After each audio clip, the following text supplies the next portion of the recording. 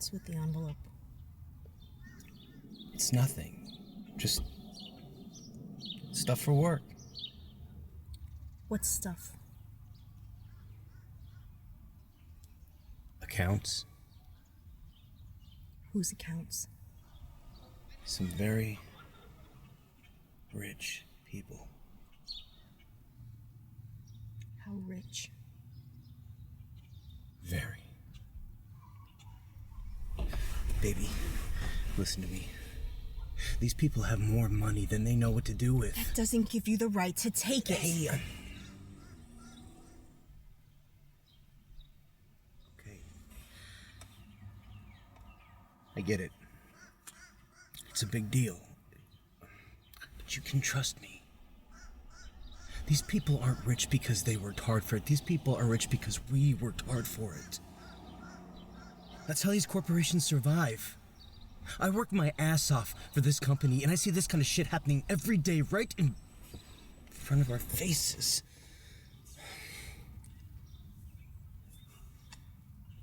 And Ethan? Jeez.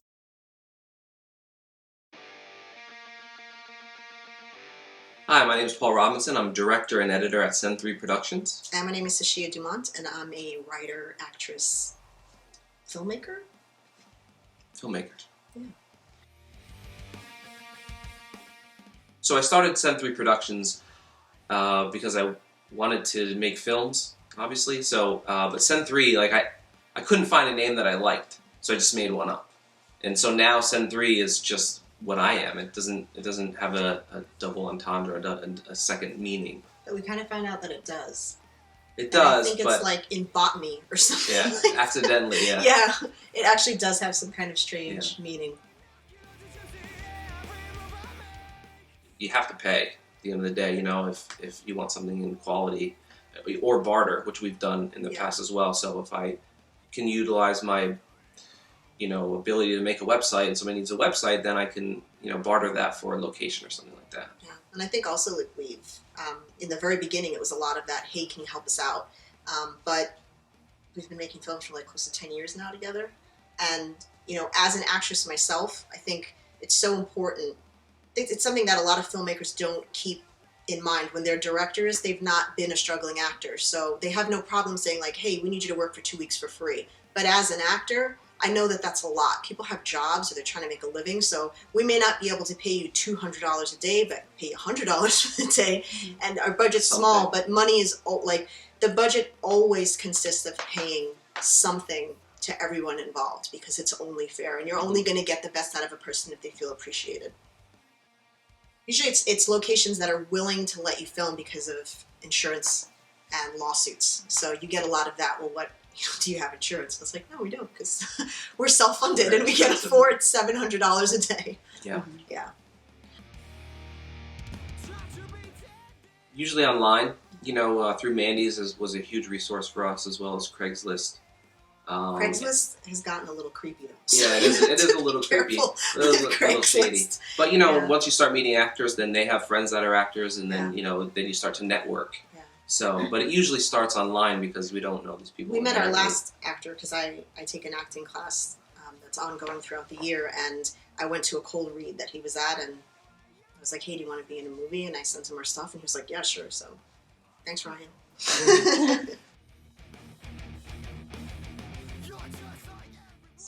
We tend to gravitate towards like darker dramas. Yeah.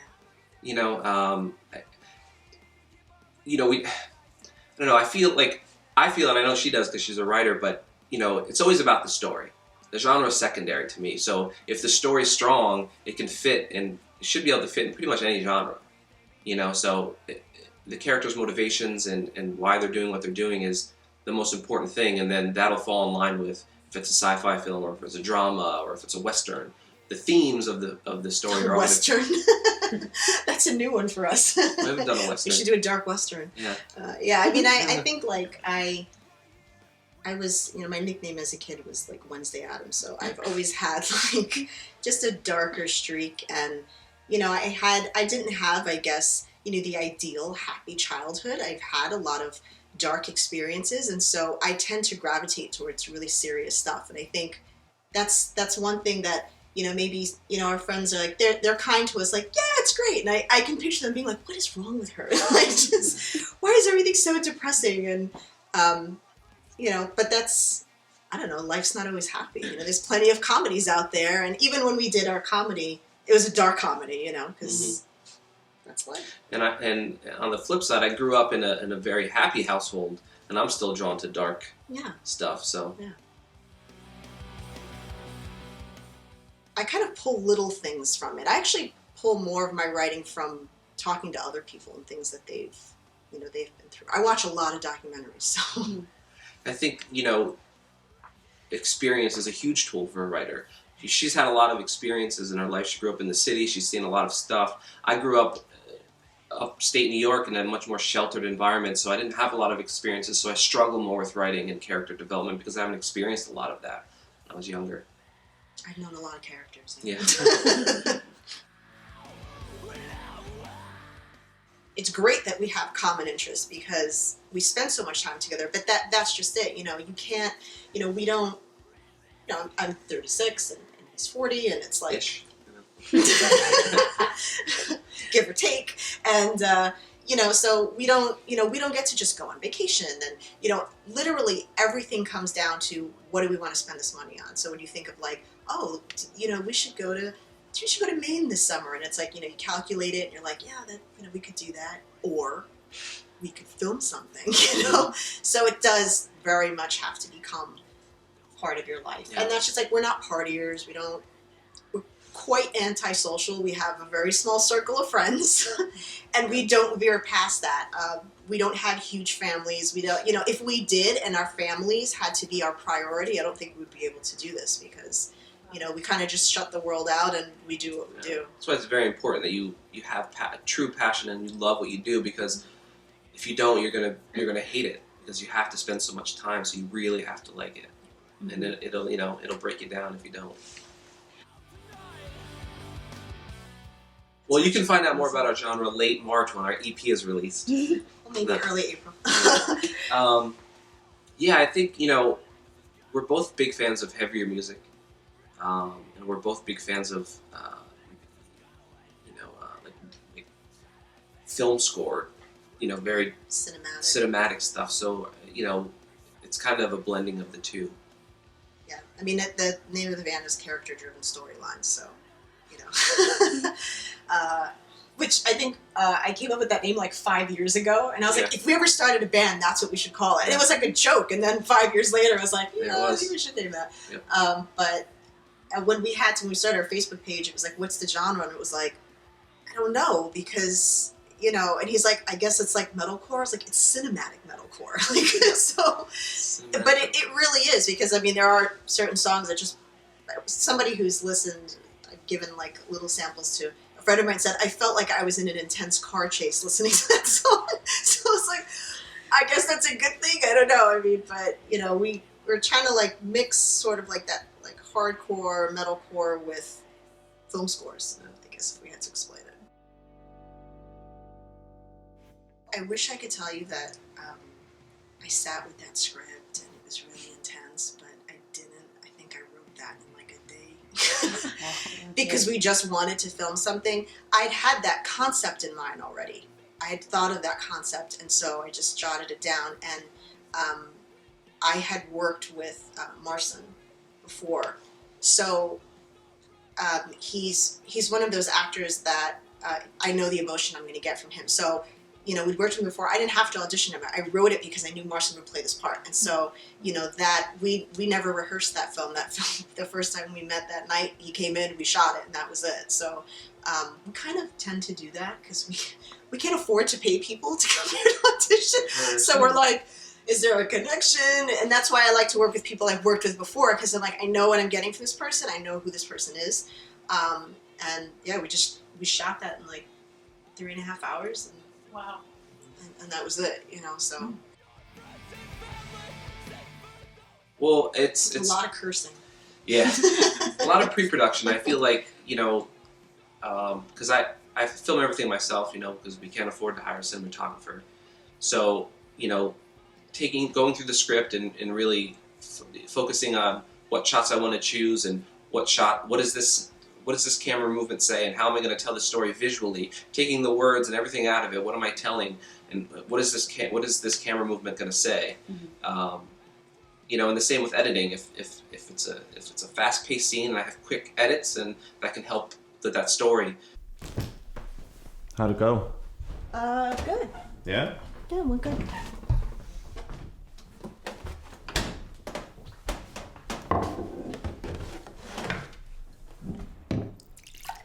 How's your mother? She's good. Till I said hello?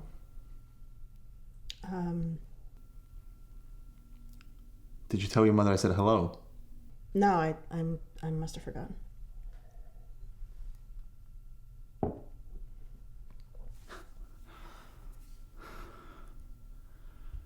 What'd you have? For dinner, what'd you have for dinner? Oh, I had the salmon. Yeah, was it good? The salmon? It was okay. Yeah, it was just okay.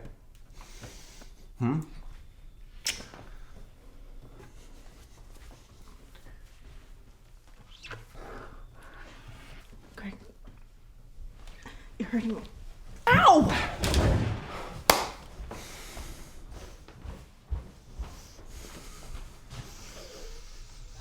You know, as filmmakers, everything's always so pinpointed. Is the lighting right? Is the sound right? Are we bouncing, you know, too much light on this person's face? Is it blown out? And with documentaries, it's like, I mean, you want to have a certain aspect of professionalism. You want it to look good, but it's not about that. It's not about whether they have a $15,000 camera or if they're filming on a rent. It doesn't matter. It's about the story. Well, I'm of two minds about film festivals, because I love film festivals in that, you know, you can have your film shown and you can meet people and network, and that aspect of it is great, because there's a lot of good filmmakers out there, a lot of friendly people that you can network with. But at the same time, especially in the upper echelon of Film Fest, it's just a popularity contest, and it's all about who you know and who the people want to drink with that night, and you know, it's you know, 95% of the films that get into the Cannes Film Festival are earmarked to get into that film festival before they're even done being made. I think. I don't have any insider knowledge, obviously, but that's my thing. Politics plays a huge role in that. So that's a little disconcerting, but it goes back to just being able to want to make films for yourself. You know, we enter them into film festivals all the time because we enjoy meeting other filmmakers, and we enjoy that networking aspect of it, but the politics, that's something that interests us, really. And we started playing again recently.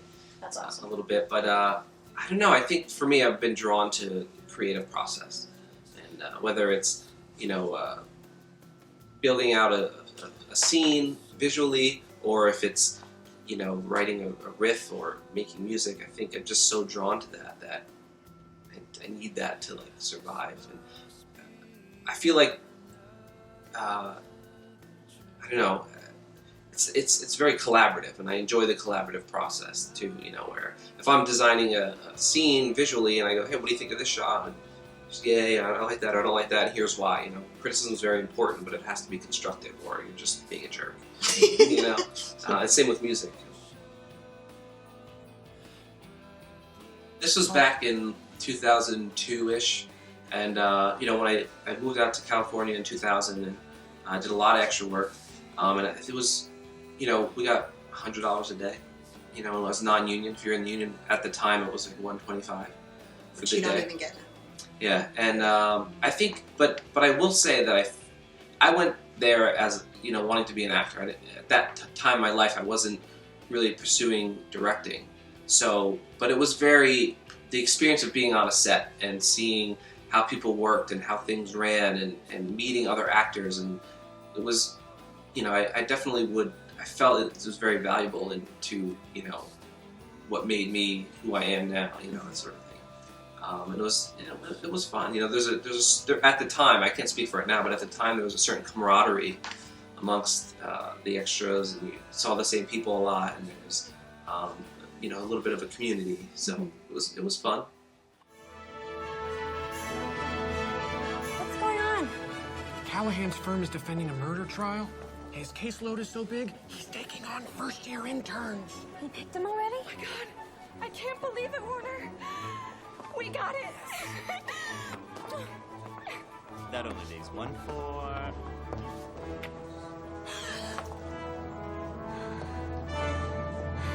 Me!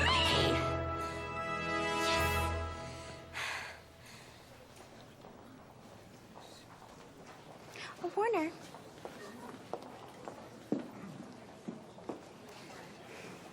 Do you remember when we spent those 4 amazing hours in the hot tub after winter formal?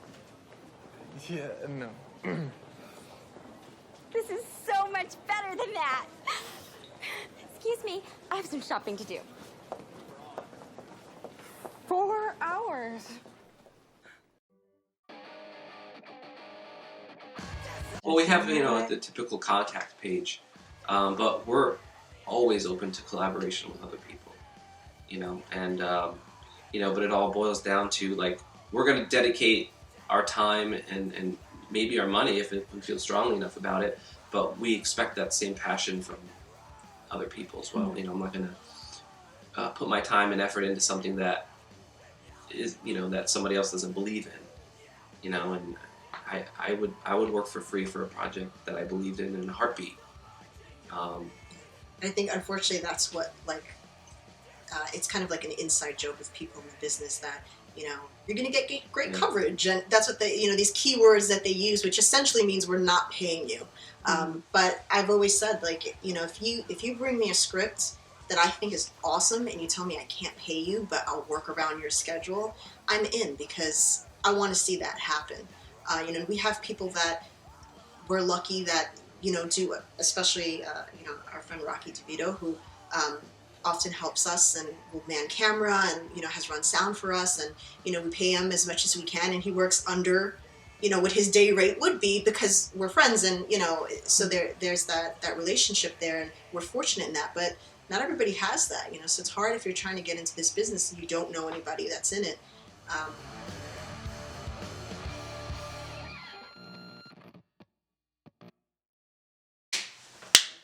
End scene. That's a wrap. Quiet on set. No, that would have been. Let's have cake. No, Strawberries, sorry.